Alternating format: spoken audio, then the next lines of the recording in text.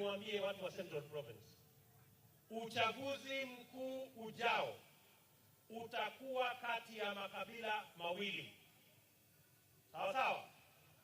Kabila moja itakuwa ni watu ambao wako na mali na wale ambao hawana mali. Hiyo ndio kabila mbili ambazo ziko katika Kenya hii.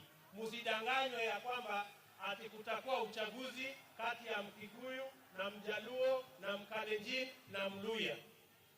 Na sisi tumekuja kuwaambia hapa mkiwa watu wa Central Province ya kwamba kwa muda mrefu Kenya hii imekuwa mikono ya watu wachache, familia chache, ambao mali yote ya Kenya hii iko kwa mikono ya watu wachache. Na sisi tumekuja kuwaambia tutabadilisha katiba ya Kenya ili Kenya hii ianze kuwa Kenya ya Wakenya wote. Tunaelewana? Tunataka nafasi zilizoko, kama ni ya kutafuta mali, kama ni ya kutengeneza mali, Wakenya wote wawe na nafasi sawa ya kutengeneza mali na kuendesha maisha yao.